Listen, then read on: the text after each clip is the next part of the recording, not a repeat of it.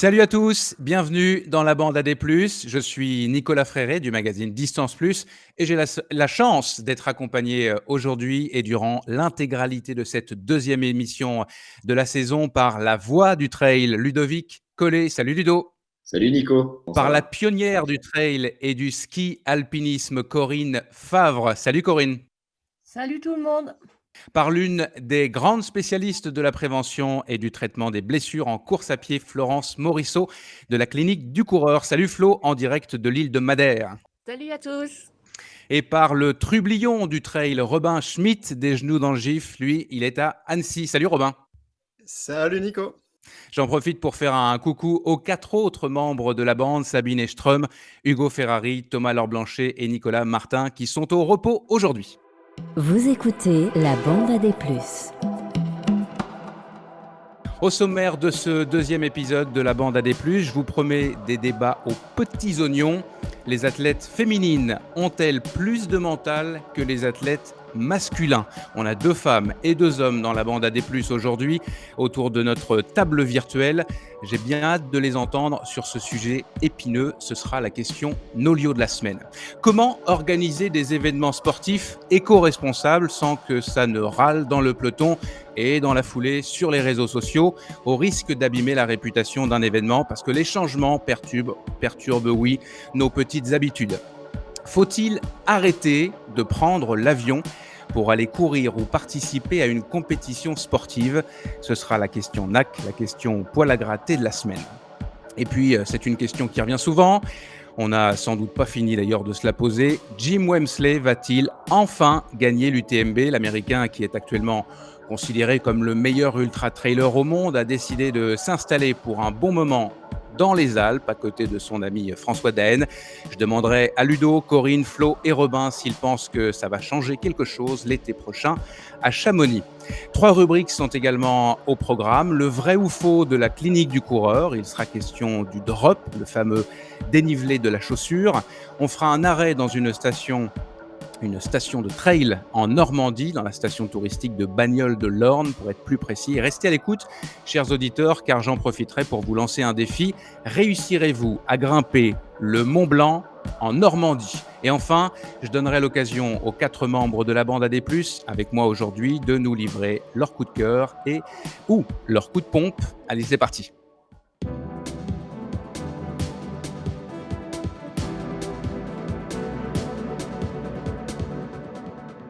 Avant de se lancer dans notre premier débat, je vous propose un petit tour de chauffe et de prendre de vos nouvelles. On commence avec Florence, en direct de Madère, pour, j'imagine, ta première course de la saison, Florence. Dis-nous tout. Exactement. Je m'étais programmée de découvrir une autre île parce qu'avec mon mari, on a l'habitude de faire du trail, une occasion de voyage. Et donc, on ne connaissait pas Madère. Donc, nous voilà sur l'île et prêtes à prendre le départ à vendredi à minuit. Alors, on a découvert une île fort singulière et puis fort technique, mais l'histoire sera belle. Ce sera pour le plaisir, essentiellement. Exactement, pour le plaisir, le partage, la découverte. Et puis je suis à peu près sereine quand même sur le fait que la fin et puis les rencontres seront fantastiques. Et tu feras le 115 km avec Jim Wemsley, dont on parlera tout à l'heure. Corinne, toi, tu es devenue championne du monde de ski alpinisme dans ta catégorie un petit peu plus tôt cet hiver. Puis après, tu t'es blessée. Dis-nous tout, comment ça va? Est-ce que ça va mieux? Oui, là, ça fait 3 semaines, donc je suis tombée en course de ski alpinisme. Là, ça va beaucoup mieux. Voilà, on pensait que c'était les ligaments croisés qui avaient été touchés. J'ai simplement eu une bonne entorse du genou et puis aujourd'hui, ça va, quoi, puisque j'ai remis le dossard dimanche à Courchevel, voilà, sur le Et donc, X3. Donc, j'allais dire, et donc tu as pu voir notre ami Ludo, qui lui aussi passe sa vie en ce moment à Courchevel. Et juste, je précise que tu as terminé 5e quand même de ce X3 de Courchevel. Ludo, toi, alors j'allais dire, tu as repris le micro, pas encore dans le trail, mais par contre, c'est ça, tu prends beaucoup le micro à Courchevel en ce moment. Ouais, c'est ça. Ouais, en général, l'hiver, je suis plus souvent dans les Alpes à commenter du ski alpinisme, des triathlons hors normes, des coupes du monde de ski. des compétitions de chef, du parallèle. Enfin, voilà. Donc, j'avais la chance d'être sur Courchevel avec Coco, qui a été encore exceptionnelle et ouais, qui est juste phénoménale, quoi. Elle prend une belle 5e place au scratch, alors qu'il y a 3 semaines, elle était dans le dur. C'est un format qui est hyper atypique, hyper exigeant, et bah, elle est toujours là, quoi. Chapeau, Coco. Et on Merci. est tellement content de l'avoir avec nous pour toute cette première saison de la bande à D+. Robin, le mot de la fin dans la présentation pour toi. Toi, tu as ajouté une nouvelle corde à ton arc. Après Les genoux dans le gif, la revue Point de côté, tu te lances dans l'édition avec, allez, je l'ai à côté de moi pour la forme, avec un livre, un roman. Ouais, c'est ça. Bah, merci pour la promo, Nico. Effectivement, ouais, on a sorti un roman avec Point de côté qui est écrit donc par le 3e, on va dire le 3e comparse de la bande. Et puis voilà, on a eu envie d'aller sur un peu d'autres terrains. Donc c'est un roman à l'eau de rose pour pas dire que c'est un roman érotique. Donc attention à ne pas mettre entre toutes les mains. Et puis bah, sinon ça roule. On a hâte que la saison reprenne parce que voilà, on a envie de se mettre un peu des petites infos croustillantes sous la dent. Et c'est vrai qu'à Madère, justement, je pense qu'il va avoir de quoi faire avec Jim, qui va probablement nous régaler dans un sens comme dans l'autre de toute façon, quoi. Super. En tout cas, je suis ravi de tous les 4 vous avoir avec moi aujourd'hui pour la prochaine heure. Attaquons du talon notre premier débat du jour, commandité par la plateforme française, c'est important, d'entraînement en ligne, Nolio. La question Nolio.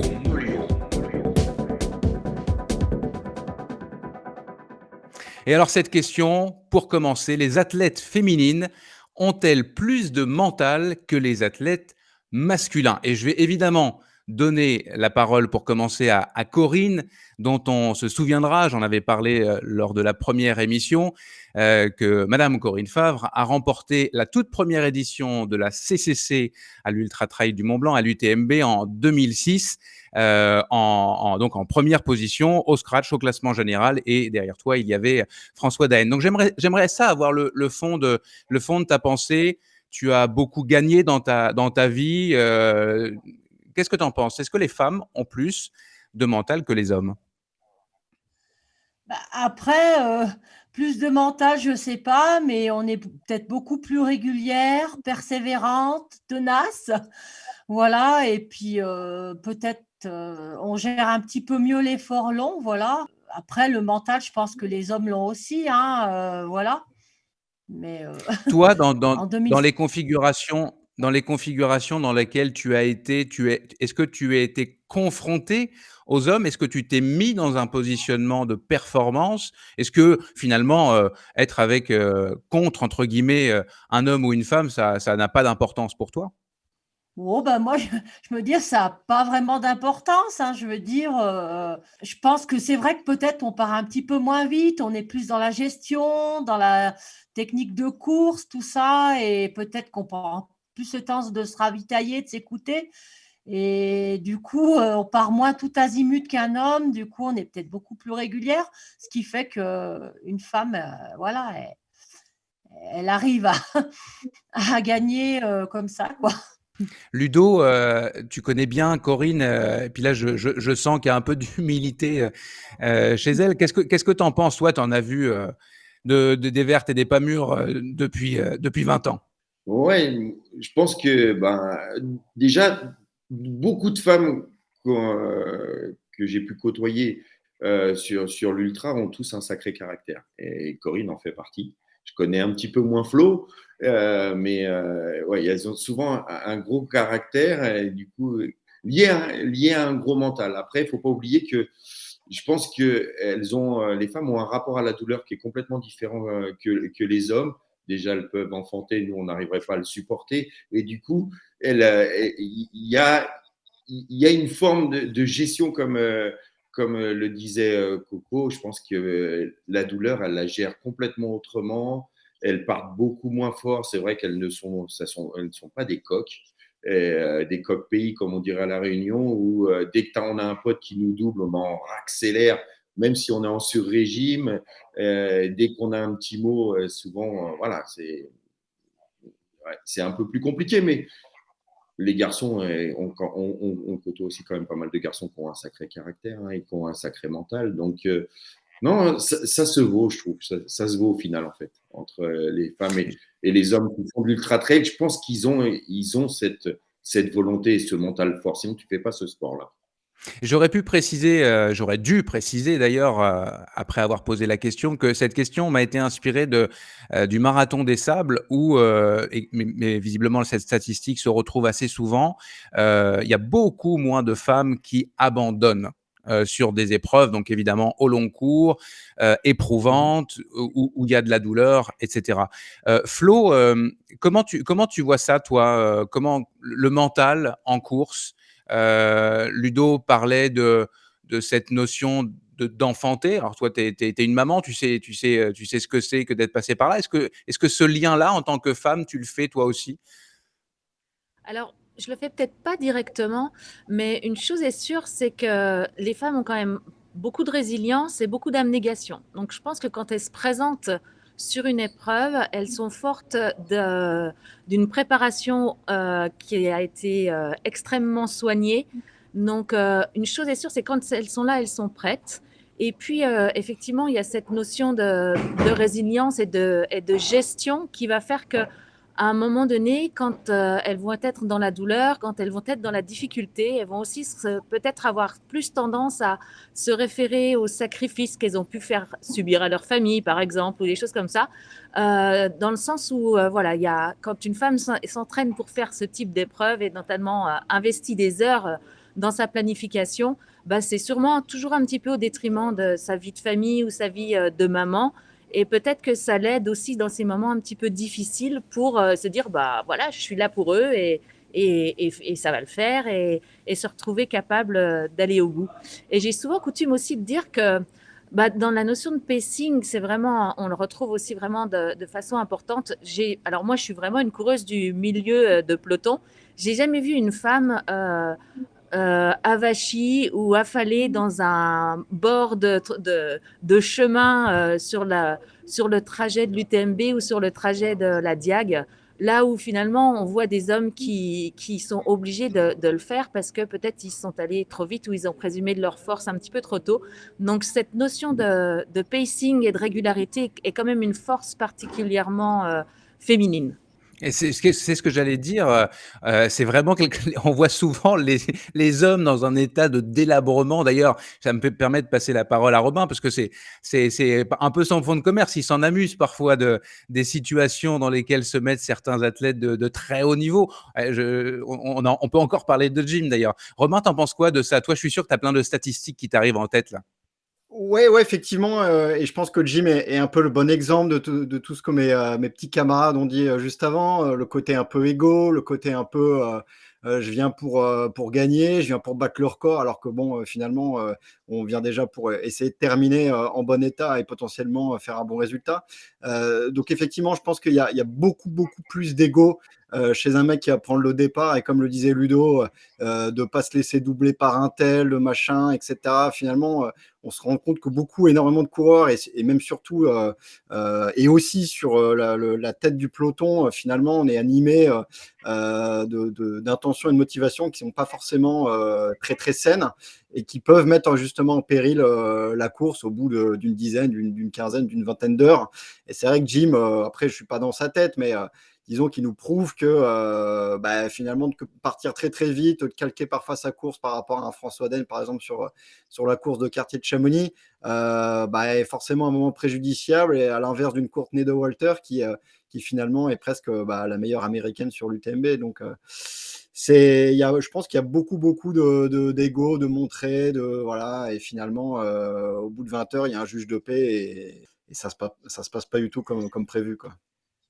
Mais bon, là, on est en train de parler d'ultra. C'est vrai que c'est peut-être là où c'est le plus palpable. Mais est-ce qu'il y a un peu de bêtise chez les hommes qu'il n'y aurait pas chez les femmes? Robin, peut-être? Ouais, c'est sûr. Ouais. Ou Ouais, Ludo, je Ludo, du coup, vas-y. Non, vas-y, place à la jeunesse. Avec son grand sourire, Robin, j'argumenterai après. Vas-y. Non, mais c'est encore une fois, c'est ce que disait Ludo tout à l'heure. Ouais, il y a un peu de bêtises, tu vois, même sur des kilomètres verticaux. J'en ai fait un il y a quelques semaines. Bah voilà, il y a plein de mecs qui sont partis hyper vite. Et puis les deux premières filles, c'était Christelle De Waal et Candice Fertin. Et ben finalement, elles sont parties très tranquillement. Enfin, très tranquillement, elles sont parties à leur rythme en fait.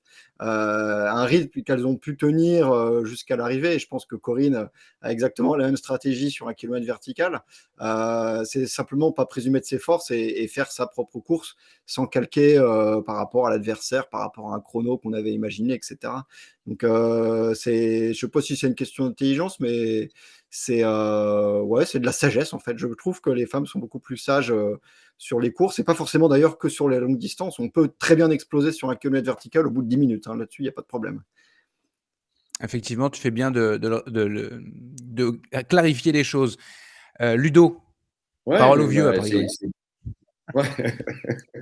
C'est exactement ça. C'est que, encore une fois, l'homme a quand même souvent un gros ego, et quand tu te fais doubler, suivant la personne que c'est, t'acceptes pas forcément. Et en plus, j'ai tellement de témoignages de femmes, quand c'est des femmes qui doublent les hommes et que les gars se mettent à réaccélérer, à souffler comme des bœufs, parce que il faut surtout pas arriver derrière une nana et ça les fait péter. Et ça, c'est tous les week-ends. Tous les week-ends. Corinne, est-ce que tu veux ajouter un mot à ça? On a loué visiblement ton intelligence, ta gestion, etc. À travers toi, toutes les femmes d'ailleurs. Ouais, les hommes, ils ont un petit peu plus de folie, de fougue. Enfin, moi, je suis un peu comme eux, je pars, quoi. J'aime bien partir, et puis voilà, ça passe ou ça casse, mais il faut tenter, il faut essayer. Bah, surtout sur un kilomètre vertical, hein, ça va très vite, donc on part assez vite. C'est pas le même format de course qu'une course longue. Donc voilà. On parlait de Courtenay, de Walter, mais il y a aussi Camille Héron, Ruth Croft. On a eu Sylvaine Cussot récemment dans un cadre un peu différent avec Manon Board. Je pense aussi à Marianne Hogan, la québécoise Marianne Hogan, qui est capable de tenir à des vitesses assez folles. Et qui est capable d'avoir des résultats au scratch assez exceptionnels. Est-ce que, alors là, j'ai donné quelques noms, et puis il y en a d'autres évidemment, mais est-ce que ce sont des exceptions, ces femmes-là dont on parle? Est-ce que quelqu'un peut prendre la balle au bout? Il y a évidemment le côté exceptionnel des capacités physiologiques, évidemment exceptionnelles. Il y a aussi un truc qu'il faut peut-être souligner, c'est que, évidemment, en proportion, sur toutes les courses, il va y avoir une proportion, une grande majorité d'hommes. Et finalement, on va aussi se retrouver dans des situations de course où les hommes vont être à la bagarre en fait directement. Et les femmes vont être un petit peu plus espacées parce qu'elles sont un peu moins nombreuses. Et en fait, il va pas non plus avoir une confrontation directe en fait du fait qu'elles sont moins nombreuses. Et ce qui permet aussi peut-être plus facilement, en tout cas, d'avoir une course régulière, et en tout cas de faire sa course et pas la course par rapport aux autres. Je prends l'exemple d'un grand raid par exemple où tout de suite il va avoir un gros peloton d'hommes et puis des femmes un petit peu plus dispersées. Et voilà, et ça va permettre aussi de se retrouver un peu plus seul et de gérer sa course et pas de la gérer par rapport aux autres. Et je trouve que finalement la physionomie des courses fait que chez les hommes, voilà, l'ego va être encore plus mis à mal, on va dire. Peut-être que cette situation changerait s'il y avait une vraie différence, en tout cas des vrais départs hommes-femmes, ce que je ne souhaite absolument pas, bien sûr, mais peut-être que ça rebattrait un petit peu les cartes et qu'on aurait peut-être des explosions un peu plus fréquentes chez les féminines. Ouais, la statistique, je pense que c'est en gros, peut-être que Ludo peut me confirmer, mais c'est généralement 70% d'hommes et 30% de femmes. Et cette statistique est en train d'aller plus, enfin, on va pas dire à moitié-moitié, loin de là, mais les femmes sont de plus en plus nombreuses et dans chaque catégorie de course. Ludo, tu me confirmes ça? Ah ouais, Je ouais, pense qu'effectivement, ouais.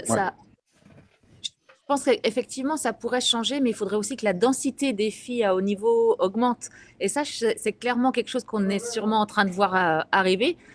Mais c'est ce que tu expliquais tout à l'heure, c'est vraiment ça. Là. Les femmes ne sont pas en compétition directe avec leurs concurrentes. Donc, elles ont le temps elles ne sont pas polluées par cette notion-là.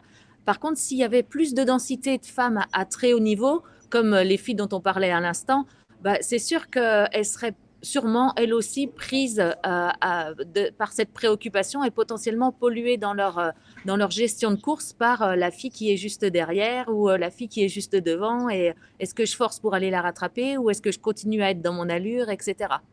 Donc, je pense qu'il y a une notion de densité aussi. Merci. Je conclus, à moins que l'un de vous veuille rebondir là-dessus, mais sur l'étude de Guillaume Millet, enfin les études sur la fatigue, lui, il a pu montrer que les femmes avaient moins de fatigue musculaire à effort égal. Donc là, on n'est pas dans le mental, mais on est quand même dans un début d'explication de quelque chose. Et d'ailleurs, Guillaume Millet relance là une nouvelle étude pour aller un peu plus loin, une étude collaborative. On a publié un article là-dessus sur Distance Plus. Est-ce qu'on passe à la page suivante ou est-ce que vous avez quelque chose à rajouter? Il faut parler de gym Non, maintenant. j'avais On peut y peur. aller. Non, Jim, c'est à la fin. Et puis, je reviens un instant sur Nolio que j'ai cité tout à l'heure. Si vous ne connaissez pas encore, je vous invite à vous rendre sur la plateforme d'entraînement en ligne, donc nolio.io. Avec la bande AD+, Nolio vous offre 2 mois gratuits pour un compte premium avec le code LBAD+, tout en lettres. Le plus s'écrit PLUS donc. Vous écoutez la bande AD+. La deuxième question du jour, comment organiser des événements éco-responsables, c'est évidemment à la mode et heureusement, sans provoquer les foudres des coureurs râleurs. Ce qui m'a inspiré cette question, j'étais au trail de la Cité de Pierre en Aveyron en mars et mon camarade Guillaume Prax, l'organisateur, s'est fait engueuler, on va dire les choses comme elles sont, par à peu près un tiers du peloton parce qu'il avait décidé que l'intégralité de ses ravitaux allait être bio, il n'y avait pas de plastique, beaucoup sont rentrés là-dedans aussi, et il n'a pas trouvé de solution aujourd'hui encore pour mettre le soda, le coca, etc. Dans des bonbonnes. En tout cas, pas du bio. Donc, il a décidé radicalement et a assumé de ne pas mettre de soda à l'arrivée et sur les ravitaux. Ça a fait des esclandres. Donc voilà, ça c'est un changement généré par des volontés éco-responsables des organisateurs. Ça vous évoque quoi, ce genre de réaction des coureurs? Là, on parle d'un tiers des coureurs, c'est pas une ou deux personnes qui s'expriment sur les réseaux sociaux en disant que la course était pourrie. C'est un phénomène important. Florence. Moi, j'avoue que ça me fait un peu mal à mon sport. Parce que très clairement, on fait ce sport-là pour découvrir des endroits, pour découvrir des régions, pour voir des gens, pour compétitionner, j'allais dire, face à nous-mêmes. Et en même temps, parce qu'on est des amoureux de la nature, pour des amoureux des sentiers et des terrains variés. Et je me dis que pas être en capacité de s'adapter à des habitudes qu'on nous a données, c'est un petit peu triste. Et pas être capable de s'adapter à des mesures qui sont faites pour préserver notre terrain de jeu, ça l'est encore plus. Donc j'avoue que sur le coup, ça m'a fait un peu mal à mon sport. Je me suis dit, zut, je me reconnais pas dans cette communauté. Est-ce qu'on est devenu un petit peu enfant gâté? C'était des questions j'étais un peu vexée. D'ailleurs, ça suscite une autre question. Est-ce que l'organisateur doit répondre aux desiderata de ces acheteurs de dossards? Je vais les appeler comme ça un petit peu pour faire polémique. Ludo, toi, tu en as encore une fois en la matière, tu as dû en voir pas mal. Ouais, j'en vois pas mal. Et puis, tu sais, enfin, moi, ça fait quelques années que, alors, pas forcément ceux qui se sont plaints là, hein, j'y étais pas, mais je les appelle, ouais, les consommateurs. Donc, j'essaye de temporiser un peu. Après, je pense que Guilhem, si ça avait été annoncé, il explique sa démarche, il n'y a pas de raison quand les coureurs prennent un dossard, achètent un dossard, ils doivent aussi lire le règlement et ils viennent découvrir cette course et ils doivent savoir que l'organisateur a choisi que ça soit complètement bio et éco-responsable. Donc, c'est toujours un petit peu dommage de voir des personnes monter au créneau comme ça. Après, aussi, peut-être que Guilhem, puisqu'il n'avait pas d'autres moyens, il essaye de faire au mieux. Donc peut-être encore cette année, il aurait peut-être pu utiliser des bouteilles plastiques, je ne sais pas, pour tout ce qui était pétillant. Voilà, et trouver peut-être un juste milieu en attendant de trouver la bonne solution. Je ne sais pas. C'est intéressant parce que je parlais il y a quelques jours encore à Gilles Bertrand. On a parlé de plein de sujets, dont celui-ci. Il organise le Tarn Valley Trail très très prochainement. Et lui aussi, il a voulu se mettre dans une démarche très éco-responsable, beaucoup plus que le Festival des Templiers qui s'inscrit avec le WWF, etc. Mais là, on va dire que c'était un tout petit événement et il a voulu repartir de zéro avec un phénomène, avec une organisation très roots, très pas trop de commanditaires, pas trop de budget, etc. Et il s'est retrouvé confronté à ça aussi, à devoir dire je voulais faire ça, mais en fait je peux pas parce que il faut que j'attende. C'est pas encore le moment. Ça va trop vite. Je veux aller trop vite par rapport à l'ère du temps. Corinne, toi aussi, tu as vu beaucoup d'événements, des organisations de courses dans ta carrière. Tu les as vus évoluer vers cette éco-responsabilité probablement. Comment tu vois ça, toi, ce rapport des coureurs, des participants, des acheteurs de dossards qui râlent quand il y a des changements au prétexte de la vertu? On va dire que maintenant, on a affaire à une masse de coureurs, ce qui n'était pas le cas avant, où on était des pionniers, quelques coureurs. Donc maintenant, tout est multiplié avec les marques, avec les nombreux coureurs. Il faut s'adapter à tout le monde. Les gens n'ont pas forcément toujours une attitude responsable et respectueuse. Donc, je me mets à la place des organisateurs que c'est difficile d'intégrer ça dans leur esprit, le respect de la nature, tout ça. L'éco-responsabilité. Donc, c'est vrai que maintenant, il faut faire face à une masse qui n'est pas forcément consciente de tout ça. C'est une éducation à refaire et je pense que c'est compliqué. Voilà. Ça revient à ce que disait Ludo tout à l'heure. Il faut aux organisateurs, en fait, la charge de l'explication, expliquer, éduquer. Oui, l'éducation, l'explication et puis c'est un petit peu aussi l'éducation de chacun qui fait qu'on laisse une nature propre, qu'on respecte tout ça et voilà quoi. Comme on est de plus en plus nombreux, il faut composer avec quoi.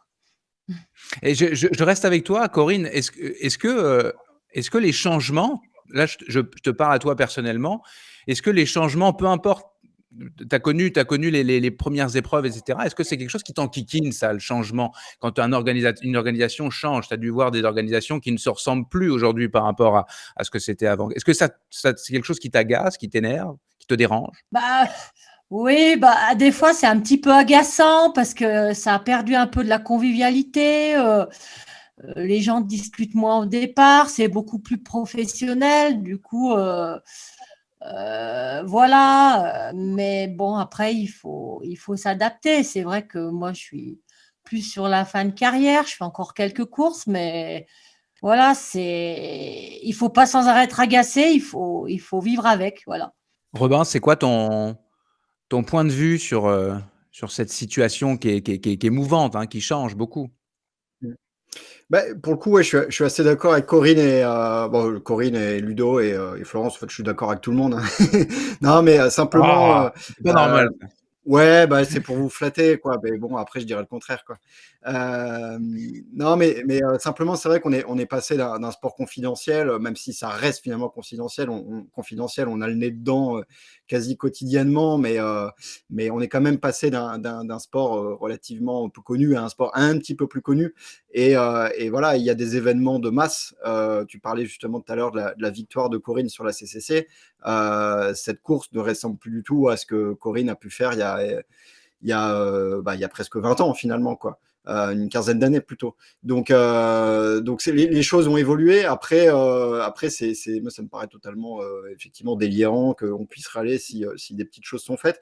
J'aurais tendance à être un petit peu plus critique envers les organisations, on va dire les grosses organisations qui évidemment, de par leur rôle, leur fonctionnement et tout ce qu'ils mettent en place pour que l'organisation puisse se faire, qui eux après communiquent bah, voilà, sur des choses environnementales, pour moi, c'est un peu du greenwashing, mais bon, voilà. Après, sur des événements plus modestes, type, l'événement de Guilhem, ça me paraît un petit peu effectivement délirant de râler, pour quelque chose qui est mis en place. Voilà, on est avant tout coureur avant d'être consommateur et c'est quand même pas bien grave si le coca, il est pas, comme on avait imaginé, si les tubes, ils sont un petit peu mous et cetera. Faut aussi revenir un peu à l'essentiel, c'est un peu bateau de dire ça, mais c'est quand même pas bien grave, quoi. C'est de la course à pied, quoi. Il va entendre ça, assurément. On parlait de l'UTMB là pour pas le citer, et je refais le lien avec l'éducation. Est-ce que l'UTMB a pas quelque chose à faire aussi, en étant cette force de frappe, d'éduquer, au-delà du potentiel greenwashing? Est-ce que c'est pas à l'UTMB de montrer la voie à des courses comme l'UTMB, pas uniquement l'UTMB? Robin encore? Ouais, alors après, je vais pas, m'énerver sur cet événement, mais oui, effectivement, ils ont forcément un rôle, ils peuvent en tout cas avoir un rôle, d'éducation. Après, c'est aussi si tu veux, la machine, qui a été mise en place qui est énorme en fait, qui est incomparable par rapport à d'autres événements. Je parle même pas de toutes les courses qui ont été créées à côté, mais le simple week-end à Chamonix qui maintenant est devenu une semaine et qui finalement va devenir, encore plus long que la simple semaine de course. Je sais pas. Écoute, moi sur cette course, je trouve qu'on a tous un avis un petit peu schizophrène. On l'adore autant qu'on la critique. Donc après sur le côté environnement, je pense que cette course, elle a quand même vachement à faire. Ils mettent en place des choses, mais il y a quand même beaucoup à faire. L'hélicoptère, les assistances personnelles pour tous les coureurs. Enfin, pour moi, rien que ça, c'est déjà, il y a déjà du boulot au-delà de limiter le nombre de bouteilles de plastique. Enfin, parfois, tu as envie de dire la priorité, elle pourrait être mise aussi ailleurs, quoi. Bon, après, c'est un débat. L'émission peut durer 5 heures si vous voulez, quoi.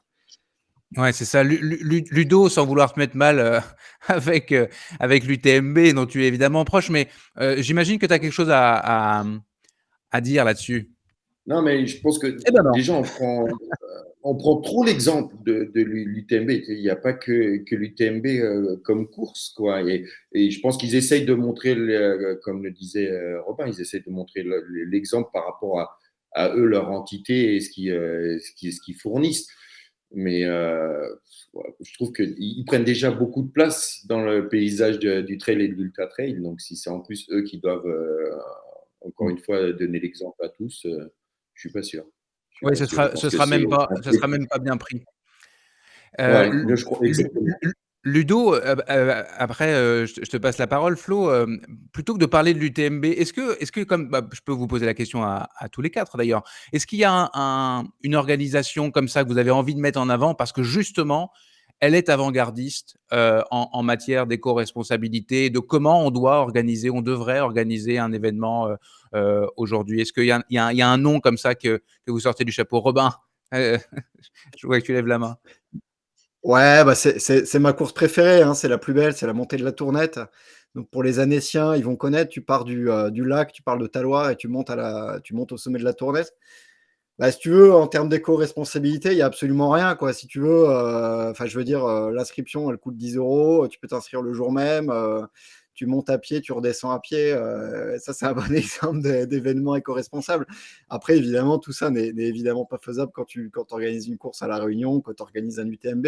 Mais je suis complètement d'accord avec Ludo, on se focalise complètement sur cet événement, qu'est l'UTMB, bah, parce que, il y a la compétition, parce qu'il y a le paysage, parce qu'il y a un super speaker à l'arrivée.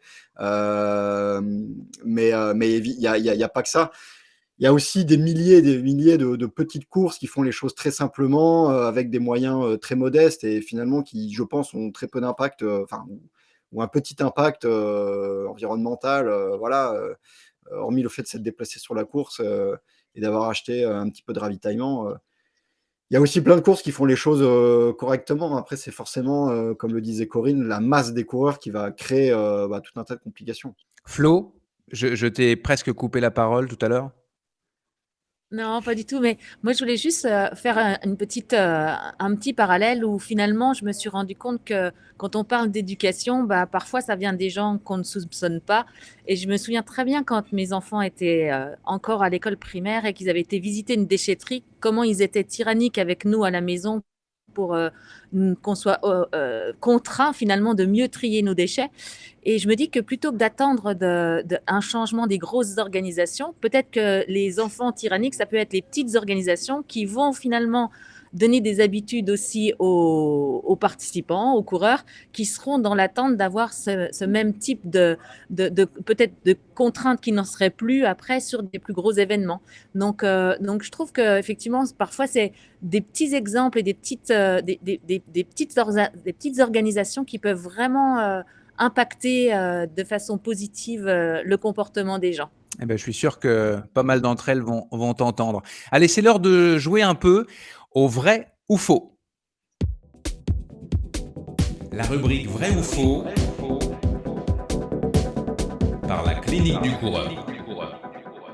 Alors écoutez bien, Corinne, Robin et Ludo seulement, je vais faire une affirmation et vous allez me dire si selon vous cette affirmation est vraie ou fausse. Florent, je t'ai mis volontairement hors jeu parce que tu donnes cette information dans tes formations de la clinique du coureur assez régulièrement. L'affirmation. Le Parlez avec drop, les mains.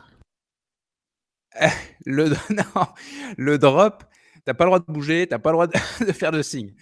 Le drop est la caractéristique de la chaussure de course à pied qui détermine le plus la performance. Je rappelle que le drop, c'est le dénivelé entre l'avant et l'arrière d'une chaussure. Robin, est-ce que c'est vrai ou est-ce que c'est faux?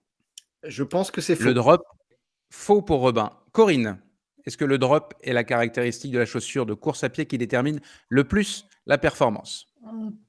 Moi, je pense que c'est faux aussi. Deux faux. Est-ce que tu te positionnes, mon cher Ludo? Ouais, ça sera un troisième faux.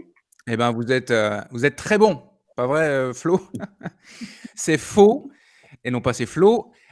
Selon les données scientifiques les plus fiables, c'est le poids de la chaussure qui a le plus d'influence, sur la performance. Je vous cite quelques chiffres notables que j'ai puisés dans le livre de la clinique du coureur, La santé par la course à pied que je vois là.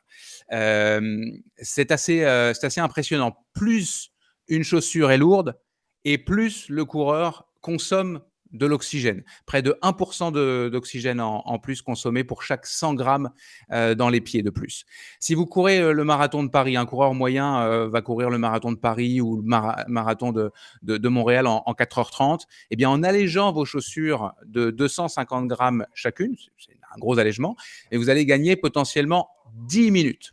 La science est unanime pour dire que le poids dans nos pieds, c'est 10 fois plus coûteux, entre guillemets, que ce que nous portons sur notre ventre, pour le même poids. À noter que pour le trail et l'ultra trail, la logique, elle est la même, mais dans ce cas-ci, il y a l'influence du poids de la chaussure, de la légèreté est un petit peu moindre sur l'économie de course, en tout cas, dans les descentes, dans les montées, quand on marche, quand on court pas très vite. Donc voilà, pour toutes les autres caractéristiques de la chaussure, dont le drop, eh bien, ce serait surtout de la spéculation et des arguments commerciaux. Et donc, je vous renvoie à cette Bible, en tout cas, c'est ma Bible à moi, de Blaise Dubois, écrite avec le journaliste Frédéric Berg de la clinique du coureur, La santé par la course à pied. C'est publié aux éditions Mons et c'est 500 pages d'informations parfaitement vulgarisées pour, oui, monsieur, madame, tout le monde est largement capable de comprendre tout ça. C'est un excellent outil pour nous tous, les coureurs. On passe à la question polémique de la semaine. La question NAC. Je vais vous donner la question NAC dans quelques instants, mais je veux d'abord vous faire entendre le message de William, de la marque de nutrition sportive NAC, qui séduit les athlètes d'endurance au Québec et qui va commencer à le faire assurément en France, puisque les produits sont maintenant, les premiers produits en tout cas, sont maintenant disponibles en France, et notamment les toutes nouvelles barres énergétiques au caramel macchiato et au mocha. On l'écoute. Salut à tous, c'est Will, le cofondateur de NAC, la marque de nutrition sportive d'ultra-distance. Avec NAC, on vous permet d'éviter les pics et les crashs de glycémie ou encore tout autre inconfort gastro-intestinal. On a développé notre science de l'ultra-énergie, un mix de glucides, de protéines et d'électrolytes pour vous donner une énergie ultra longue durée. Et en plus de ça, c'est éco-responsable parce qu'on utilise des protéines végétales écologiques. Donc retrouvez nos produits, nos bars, nos gaufres ou encore nos poudres protéinées pour la récup sur nacbar.com. Utilisez le code LBAD+, pour 15% de rabais. Allez, on se voit dans les trails. Donc, je vous rappelle le code LBAD+, le signe plus cette fois-ci comme dans la bande AD+. Allez, on passe donc à cette fameuse question NAC. Faut-il arrêter de prendre l'avion pour aller courir ou participer à une compétition sportive ? On avait parlé, ça avait beaucoup jasé lorsque Xavier Thévenard, qui a remporté encore l'UTMB, toutes les courses de l'UTMB, l'OCC, la CCC, la TDS et l'UTMB à 3 reprises, quand il a décidé qu'il ne voulait plus voyager au nom de la protection de la planète, ça a fait beaucoup jaser, ça a fait, je pense, aussi beaucoup réfléchir. Plusieurs coureurs, maintenant, dans leur communication vers le public, insistent sur le fait qu'ils songent à réduire leur nombre de déplacements à l'année, à défaut de complètement les annuler. Puis il y a aussi les critiques. Cette semaine encore, je voyais sous la publication de Sylvain Cachard, champion de France de course en montagne, qui se faisait une joie et qui exprimait sa joie d'être en stage de prépa à l'île de la Réunion. Derrière, le gars se fait descendre parce qu'il a eu le malheur de voyager. Donc, je vous pose la question à tous. Est-ce qu'on arrête l'avion ou pas ? Allez, je vais poser la question à Flo, puisque tu es à Madère. Alors, ouais, en fait, moi, j'ai un avis assez. Ça m'a demandé de réfléchir pour me faire un avis, parce qu'au départ, je pensais ne pas en avoir un. Et en fait, je pense que c'est vraiment personnel à chacun, parce que je me dis que le gars qui se réjouit d'aller sur l'île de la Réunion faire son entraînement de course en montagne, peut-être que lui, toute la semaine, il fait de l'entraînement caché parce qu'il n'a pas de voiture, ou il fait le choix de ne pas avoir de voiture, et il fait tous ses déplacements à vélo. Et du coup, je me dis que lui, dans son capital consommation ou empreinte carbone, ce qu'il n'a pas finalement dans sa vie de tous les jours, il le met en une fois pour aller sur l'île de la Réunion. Peut-être que c'est à lui que ça appartient, c'est son choix, mais c'est pas moins, en tout cas, c'est pas plus contestable que celui qui prend sa voiture tous les jours pour aller travailler. Donc, je crois que ça devrait être une réflexion personnelle en se disant, voilà, mais moins, mais plus. Allez, cette année, c'est correct pour moi d'aller faire 2 courses en prenant l'avion parce que à côté, j'ai fait gaffe dans mes déplacements perso et j'ai eu ma petite contribution citoyenne à pas trop mettre d'empreinte carbone. Corinne, est-ce que c'est une question que tu te poses ou que tu ne te posais pas et que tu te poses maintenant ? C'est quoi ton positionnement par rapport à l'avion et au voyage pour aller courir ? Moi, il y a une petite anecdote, c'est que quand je faisais les trails à l'époque, je faisais tout en vélo. Je me déplaçais en vélo pour aller courir. À la 6000D, je venais en vélo de Chapareillan et je faisais la course. Je voulais pas polluer la planète, donc je me déplaçais en vélo, je faisais des cols, je prenais mon sac à dos. J'avais cette démarche-là et j'ai passé le permis plus tard que les autres. Voilà. Après, maintenant, je veux bien croire que les sponsors, ils obligent un petit peu les coureurs à voyager plus, à faire les courses là-bas. C'est vrai que moi, j'ai pris quelques fois l'avion pour aller courir à La Réunion, aux États-Unis, au Mexique à l'époque, parce que j'avais des sponsors qui me payaient les courses. Donc après, je conçois très bien que quelquefois, on doit y aller pour les sponsors. Et voilà. Mais bon, moi, j'étais plutôt faire tout en vélo. Voilà. Oui, c'est plus facile, c'est plus difficile d'aller à La Réunion en vélo quand même. Oui, c'est plus difficile. Voilà. En passant, pour les auditeurs, tu as gagné la Diagonale des Fous 3 fois. Bon, ça se dit, oui, ça voilà. se passe bien. Donc. Ludo, qu'est-ce que tu en penses, toi ? Tu connais très bien Xavier, d'ailleurs, j'imagine que vous avez jasé ça plusieurs fois. Bien sûr, et je respecte tous les athlètes qui décident de moins voyager. Je suis assez d'accord avec Flo qui dit qu'après, c'est une notion d'équilibre.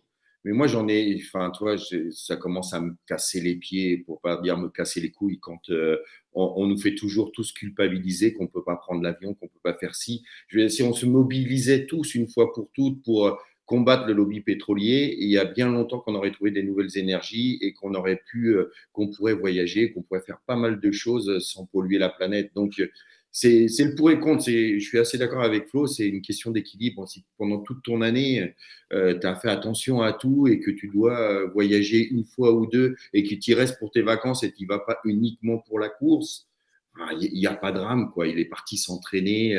Oui, comme tu dis, on ne peut pas aller à la Réunion en vélo. En natation, ça commence à faire long. En bateau, ça prend des mois. Enfin, tu vois.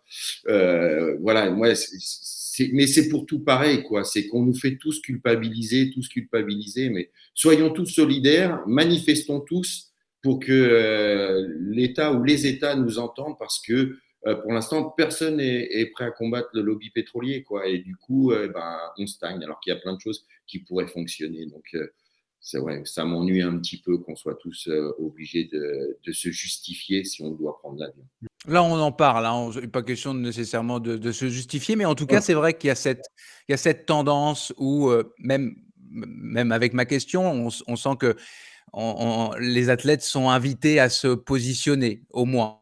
Et donc, voilà. Robin, qu'est-ce que tu en penses? Ouais, je trouve que c'est un débat, je trouve un peu étonnant dans le sens où, effectivement, prendre l'avion est évidemment une chose polluante. Alors après, je suis pas du tout spécialiste du climat ou, de la pollution, mais il me semble que c'est quand même pas, que c'est quand même un peu l'arbre qui cache la forêt, que c'est quand même peut-être pas non plus le truc, à abolir en premier. Bon, les spécialistes nous diront ce qu'il en est, mais surtout, je trouve qu'il y a encore une fois, il y a une certaine hypocrisie par rapport au fait de prendre l'avion.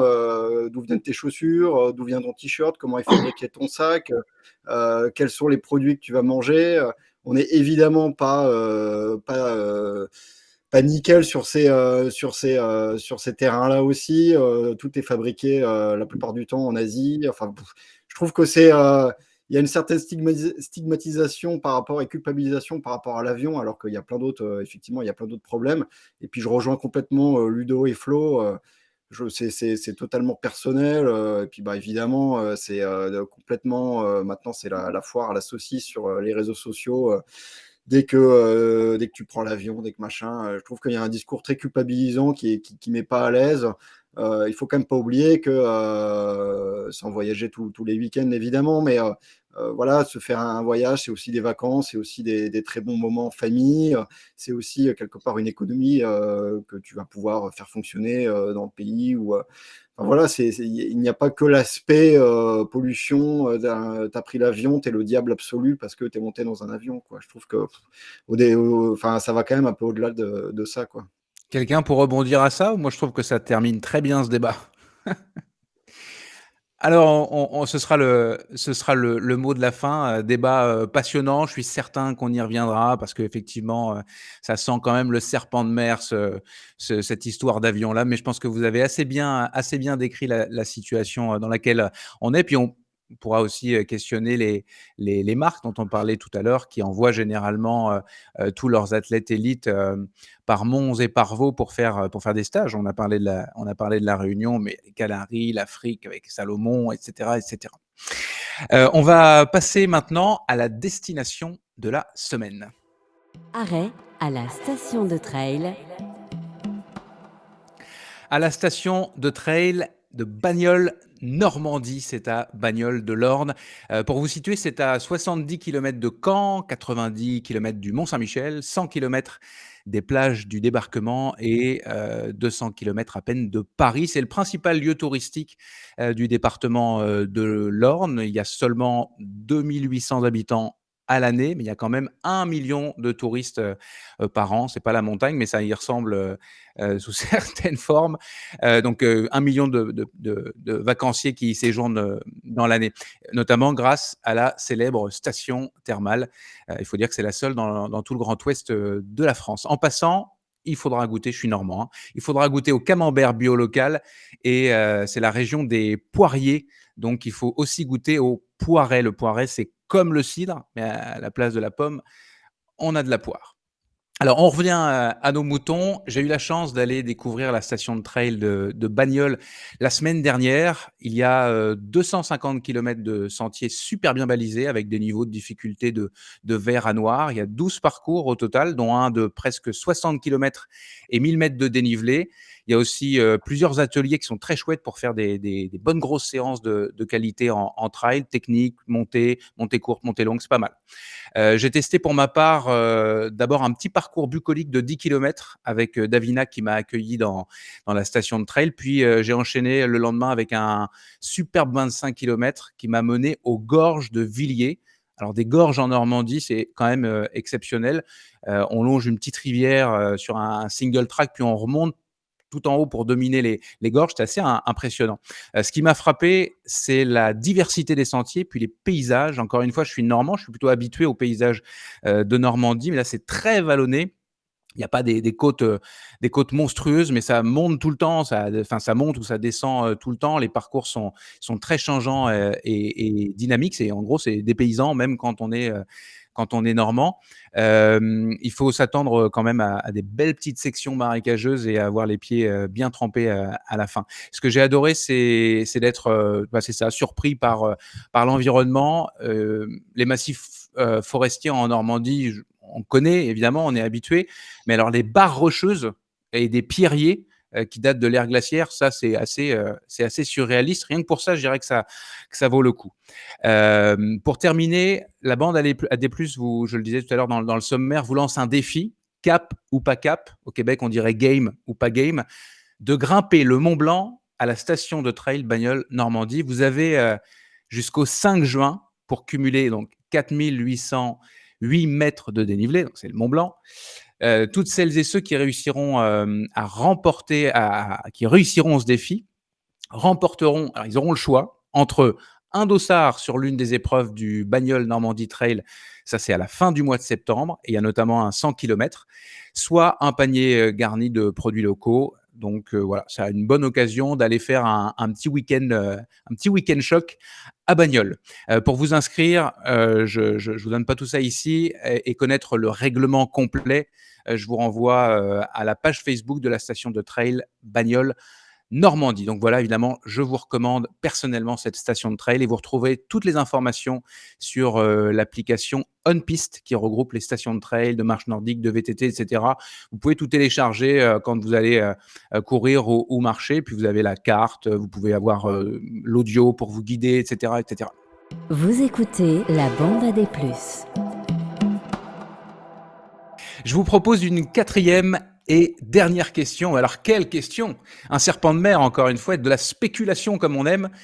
Jim Wemsley va-t-il enfin gagner l'UTMB? Alors, Jim, il est venu 3 fois à Chamonix, 2 abandons, une 5e place. C'est pas complètement ridicule, mais c'était en 2017. En plus, c'était l'année avec François Daen et Kylian Jornet. Il est arrivé assez loin derrière, mais il s'était bien repris sur la fin. Alors, il l'a dit plusieurs fois, hein, c'est un objectif de vie pour lui et il fait en sorte de se donner les moyens puisque, alors généralement, si je ne m'abuse, il vient quand même plusieurs semaines à l'avance, mais là, il a décidé carrément de s'installer dans les Alpes, dans le Beaufortin, à côté de François Daen, avec qui il est devenu ami. Je donne la parole tout de suite à Robin. Je sais que c'est un de ses sujets de prédilection. Est-ce que tu y crois à la victoire de Jim Wemsley, qui serait évidemment le premier Américain, homme, parce que les femmes, elles l'ont gagné largement, à gagner l'UTMB? Robin. Et alors effectivement, hein, si Jim est obsédé par l'UTMB, moi je suis obsédé par Jim, donc évidemment je vais suivre ça avec beaucoup d'attention. Alors après, est-ce qu'il va gagner? Ça dépend s'il s'achète un cerveau d'ici fin août. Non, plus sérieusement, il nous a montré en gagnant plusieurs fois la Western, en battant des records un peu partout. Qu'il avait une base extrêmement forte, hein, une vitesse hyper élevée, et il est très très bon partout. Il l'a montré aussi sur des courses peut-être on l'attendait un petit peu moins, type Sierzinal ou Grand Raid, même si Grand Raid, pareil, il va pas au bout, il finit dans les buissons, mais il était quand même plutôt très à l'aise dans le technique et dans les longues montées. Donc c'est un gaillard, c'est une grande tige très très forte. Après le problème, en fait, son seul adversaire, c'est lui-même, quoi. C'est la façon dont il va gérer sa course, la façon dont il va partir surtout, et la façon dont il va passer la nuit. Et ça, c'est une grande différence avec, par exemple, la Western States, qui se passe que 2 jours avec très peu, enfin, en tout cas des variations de température, mais bien moindres que autour de Chamonix, où il peut faire très très chaud la journée et très froid la nuit, des ascensions très longues. Mais ça, je pense qu'à la limite, il sait le gérer. Je pense que son plus grand adversaire, c'est lui-même, et c'est la façon dont il va commencer la course et la gérer. On a bien vu lors de la dernière édition qu'il part avec François. Est-ce que c'était la bonne solution? On a l'impression qu'il voulait tout de suite se porter à l'avant. Alors j'imagine qu'avec François, ils avaient fait une sorte de petit pacte ou une petite stratégie, mais je pense que clairement il peut gagner. Son niveau d'un point de vue purement physique, physiologique et même mental, il a rien à prouver. Mais la clé sera évidemment dans la gestion de la course, la manière dont il va partir et passer cette nuit. On se souvient surtout que ça a couiné finalement entre l'Italie et la Suisse, là, entre le Grand Col Ferret et la Foulie. Donc ça va finir par le faire, peut-être pas cette année parce qu'il y a un jeune espoir catalan, là, Kylian, qui sera là, mais à terme, peut-être dans 30 ans, ça pourra le faire. Ouais. Mais ceci dit, il se donne 2 ans, hein, si j'ai bien compris. Il est parti pour s'installer 1 an et demi. Donc, il se donne au moins l'occasion, alors peut-être pas dans 30 ans, mais de retenter sa chance. Tenter sa chance l'année prochaine. Ludo, tu le connais bien, toi aussi, tu l'as vu. Puis alors, les Américains, tu en as vu un paquet passer la ligne d'arrivée de l'UTMB. Tu les as vus partir à 18h à Chamonix avec l'envie d'être le premier Américain, puis souvent arriver, mais jamais sur le, sur le podium, oui, mais pas en première place. T'en penses quoi, toi? Tu le vois gagner ou pas, un de ces 4? Ah oui, un de ces 4, mais pas cette année. Pas cette année.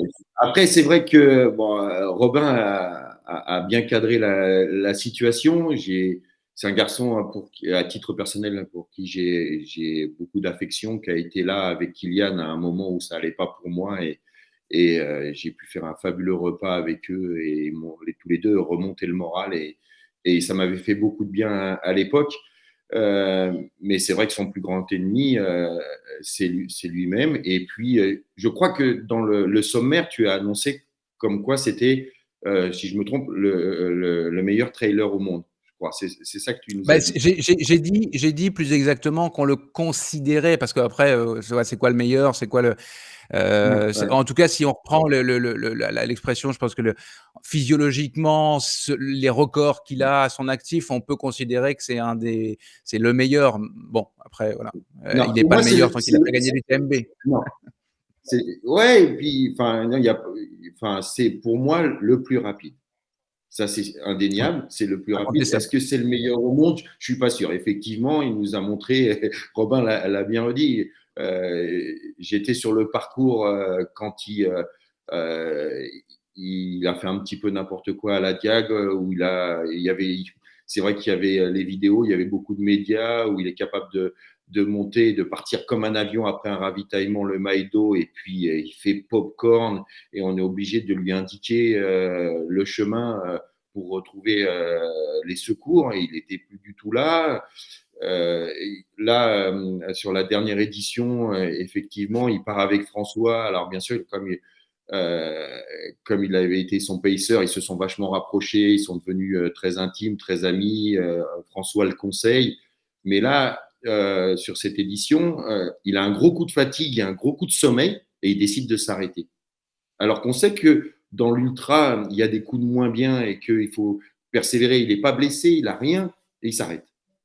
Et donc, il y a encore des choses que Jim n'arrive pas à mettre bout à bout, quoi. Et quand il arrivera à mettre bout à bout, il pourra gagner l'UTMB. C'est vrai qu'il n'est pas à l'aise avec la nuit, il n'est pas à l'aise avec le froid. Et puis, je pense qu'il a des adversaires redoutables, mais le gros adversaire que sera Kylian, qui s'est fait battre par François en étant un peu moins préparé, parce qu'il avait été sur ses projets Everest et François était méticuleux et bien préparé et intouchable et Kylian n'a pas pu le rattraper, il finit deuxième. Et ça lui a servi de leçon, je pense, et il va arriver surpréparé. Il a annoncé qu'il serait là. Et là, je pense que ça fait partie de ses objectifs. Et de la gestion de course, Kylian, il la maîtrise à merveille. Donc, ça va être très, très solide pour Jim d'aller gagner cette année. Donc, moi, j'espère qu'il sera sur le podium, mais je ne le vois pas à la première place, sauf si Kylian et d'autres pètent. Hein, on ne sait jamais. Hein, ça reste. Mais voilà, avec un Kylian en forme, ça va être très compliqué. Mesdames, est-ce que vous avez une opinion sur la question Flo d'abord? Qu'est-ce que t'en penses, toi? C'est vrai que moi, je me dis que mettant tous les atouts de son côté et puis avec les qualités athlétiques qu'il a, il est aussi en capacité de se rapprocher de coachs mental et de gens extrêmement performants, extrêmement bienveillants pour l'amener à ses objectifs. Donc, je pense qu'effectivement, il y arrivera. Après, les arguments de Ludo sont fort recevables et c'est vrai qu'avec un Kylian Jornet hyper prêt et hyper affûté, ça va être compliqué. Mais du coup, la victoire n'en serait plus que belle. Corinne, est-ce que je te laisse le mot de la fin sur Kylian? Est-ce que t'as pas l'air d'être très... C'est pas le sujet qui t'enflamme le plus? Non, parce que moi, pour tout vous dire, Jim Wesley, je le connais pas. Il doit avoir la trentaine. Je vois même pas comment il est physiquement. Donc, je cache pas que je le connais pas. Donc, j'ai pas vraiment d'avis sur la question. Tout ce que je sais, c'est que beaucoup de gens qui sont venus à Chamonix, des Réunionnais, tout ça, ils ont toujours été surpris par cette gestion de course parce qu'il y a le froid, il y a l'altitude. Il y a beaucoup de gens qui se font avoir parce que Chamonix, l'UTMB, c'est quand même quelque chose, voilà. Mais c'est vrai que j'ai pas trop d'avis parce que c'est pas un coureur que je connais, quoi, voilà. Donc, c'est rien dire. C'est une anecdote qui est amusante en soi. Voilà. Je vais laisser le mot de la fin à Robin. On a commencé avec toi, Robin, et je finis avec toi. Juste, il y a une notion qu'on n'a pas abordée sur la distance, parce qu'on parlait de, oui, il a gagné la Western States, c'est un 100 miles aussi, etc. Mais c'est pas du tout les mêmes durées d'efforts intenses aussi. Faire l'UTMB, c'est quoi? C'est 6 heures de plus, c'est 7 heures de plus que la Western States. C'est 14 heures la Western, et puis c'est 20 heures au mieux l'UTMB. Est-ce que ça, c'est un élément qui, dans le cas de Jim, peut, au-delà de la nuit, au-delà de la gestion, tout ça peut rentrer en ligne de compte? Oui, évidemment. Et puis la vitesse moyenne ne va pas du tout être la même. Une Western States, maintenant, Jim explose à chaque fois les records et se gagne, si je ne dis pas de bêtises, aux alentours de 11 km/h. Ce qui n'est pas évidemment le cas sur l'UTMB où le coureur va être amené même à ce top niveau, même un Kylian, un Pau Capel, un Xavier, un François, a beaucoup marché au bout d'un moment, enfin en tout cas dans les montées. Donc c'est une autre gestion. Ça fait appel aussi à des groupes musculaires. Là, je parle bien évidemment sous le contrôle de Florence, mais en tout cas une façon peut-être biomécanique un peu différente. Et je pense que Jim est vraiment un coureur qui aime courir pour le coup. Là où il a vraiment réussi, c'était des courses où il pouvait cavaler avec ses grands compas de type Western States ou les 100 km sur route où il est passé à quelques secondes du record. Mais là, c'est une autre gestion. Il faut marcher et effectivement passer beaucoup plus de temps en montagne, en plus avec des conditions climatiques qui peuvent être variées. En fait, il y a beaucoup plus de finalement de facteurs à prendre en considération pour pouvoir, comme le disait Ludo, à un moment aligner les planètes et que ça puisse le faire. Mais je pense qu'à un moment, ça va le faire, mais il a encore, mine de rien, beaucoup à apprendre. Et puis, ça finira peut-être par passer. Mais ouais, encore une fois, cette année, je crains que le petit Catalan, avec son accent rigolo, soit devant lui. Moi, je me souviens quand même de toujours cette anecdote. C'était en 2017 quand il arrive tout seul à Courmayeur, puis qu'il prend tout son temps, il mange des chips, il répond à 12 interviews. Il n'a pas du tout envie d'y aller. Il a l'air d'être en pleine forme. Il n'a pas fait 80 km et il attend en gros François et Kylian. Et puis, il repart avec eux. Et il explose après. C'est ça qui est... Bon, c'est très étonnant. On reviendra sur cette question assurément au moins avant l'UTMB cet été. En tout cas, la bande AD+, c'est presque terminé. Avant ça, j'aimerais quand même refaire un ultime tour de table avec vous, rapide, pour que vous nous partagiez, que nous partagions d'ailleurs, parce que j'ai un coup de cœur, vos coups de cœur ou vos petits coups de pompe. Coup de cœur, ou coup de pompe? Et on commence avec un beau coup de cœur de monsieur Ludovic Collet. Ouais, mon coup de cœur va à Fiona Porte. Elle a quitté le milieu du trail il y a quelques années. Elle était en équipe de France. Elle a décidé d'avoir un enfant. Et puis là, ça fait maintenant presque un an qu'elle est de retour. Et elle est revenue très très vite à un très bon état de forme. Et on l'a vu avec Coco qui finit 5e et Fiona qui remporte son premier X3 pour sa première participation, où elle a fait une course très très complète en n'ayant pas encore le meilleur des matériel en ski alpinisme, mais elle a encore une marge de progression et pourtant le record de cette épreuve était déjà bien haut avec Laura Desplanches. Donc ouais, c'est mon coup de cœur et je suis très très heureux de la voir revenir en ski alpinisme et aussi dans le trail. Voilà, une nana de plus avec un gros caractère et des vraies belles capacités sportives. Donc j'ai hâte de voir la suite. Et le X3, c'est 3 disciplines en une. Hein. C'est, je ne sais plus exactement Ouais, c'est l'ordre, mais il y a 14 du trail, km. du ski alpinisme et du vélo. Ouais, non, là, ouais, sur la formule hiver, tu pars avec une montée sèche en vélo. Tu as 13 km 9 pour un peu plus de 900 de D+, en vélo. Et puis, tu vas faire ta transition. Tu pars pour un trail qui fait 6 km 400 dans la neige avec 180 de D+. Tu reviens à la transition et tu chausses ta paire de ski et tu montes à la Solire. Et là, tu as 980 mètres de D+. À faire sur 4 km 5. Donc, tu as un mur, tu as quasiment un KV au final. Et chez les hommes, ça se gagne en moins de 2 heures. Et chez les féminines, je suis en train de me mettre une colle tout seul. Mais Corinne va t'aider. je crois que c'était 2,23 ou 2,33. Enfin, je ne sais plus.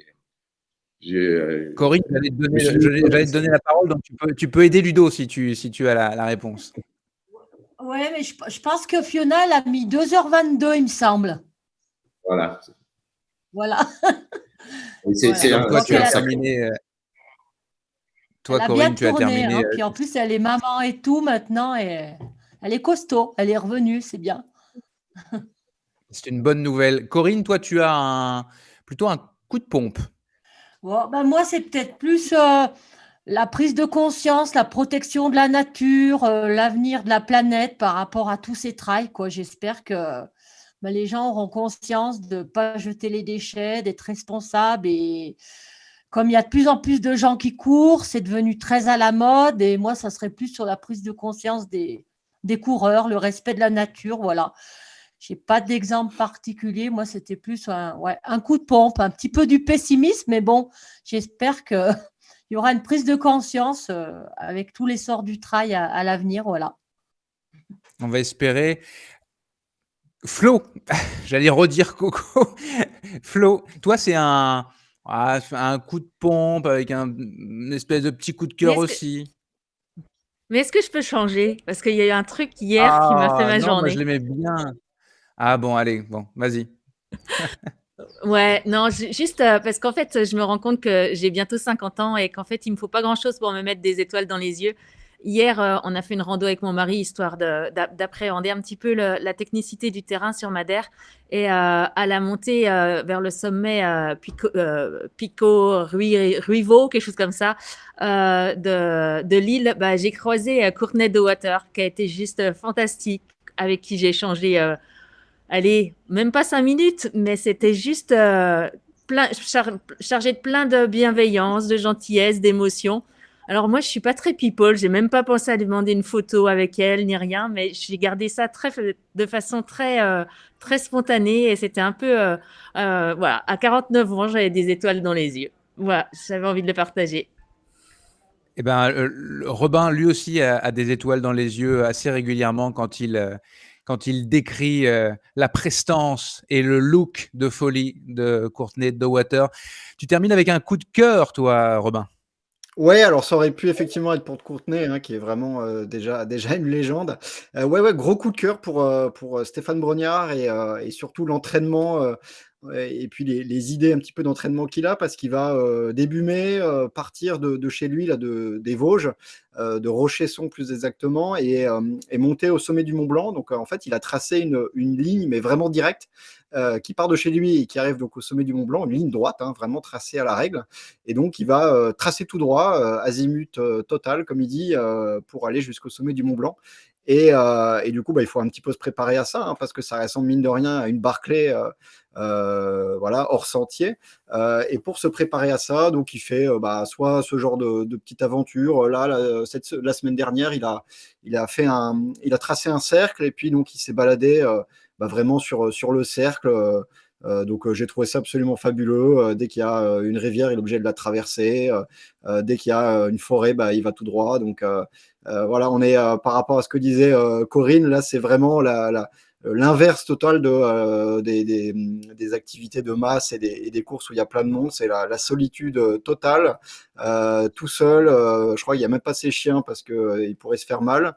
Et puis il bivouac quand il est fatigué. Enfin voilà, c'est un peu du off extrême, mais ouais, ça me plaît vachement de faire son truc comme ça, un petit peu dans son coin. Je trouve ça génial, quoi. Mais même si je pense que c'est super dur, ouais, pour le coup.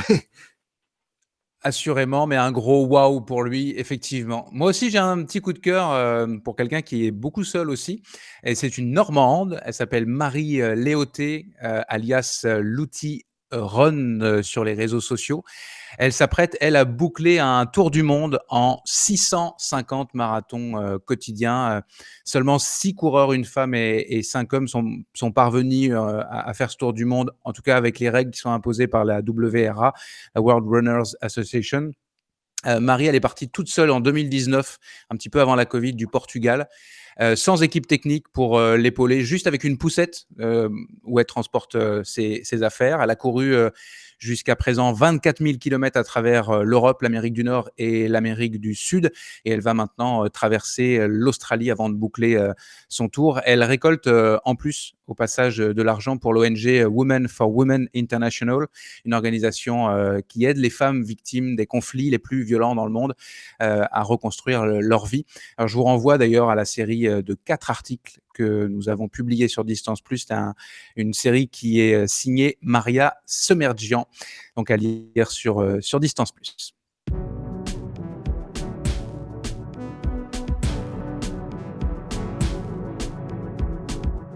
C'est la fin de cette deuxième émission de la bande à des plus. J'aurai le plaisir de vous retrouver dans 15 jours en compagnie de nouveau de Florence et de Robin, mais aussi de Sabine Ekström et de Hugo Ferrari. Un gros merci à tous les 4, Ludo Collet, Corinne Favre, Florence Morisseau et Robin Schmitt. La bande à des plus est une émission présentée par Distance Plus. Je suis Nicolas Fréré et j'ai le plaisir de produire et d'animer ce talk show avec la complicité de l'idéateur, celui qui a eu l'idée finalement de la bande à des plus, Guillaume Prax, dont j'ai parlé un petit peu plus tôt, et le soutien de mon camarade et cofondateur de Distance Plus, Vincent Champagne. Un énorme merci aux partenaires officiels de la première saison de la bande à des plus. Merci donc à la Clinique du Coureur, à NAC, à Nolio et au réseau des stations de trail, tout particulièrement aujourd'hui la station de trail Bagnoles Normandie. Le design sonore de la bande à des plus est signé Lucas Aska Hennessy. Le design graphique est de Chloé Inizan de Distance Plus et de Nancy Letourneau du studio Pixel. La couverture de l'émission superbe est l'œuvre de Mathieu Forichon de Desbosses et des Bulles qui fêtera ses 10 ans cette année. Et puis l'émission est réalisée techniquement à distance, mesdames, messieurs, depuis Montréal au Québec par les productions Arborescence. Merci à Nicolas Rodi qui est aux manettes et merci à vous de nous suivre et de nous écouter en podcast. N'hésitez pas à nous écrire pour suggérer des questions de débat. Abonnez-vous aux réseaux sociaux de Distance Plus, likez et partagez cette émission massivement. Portez-vous bien. À plus dans la bande à des plus.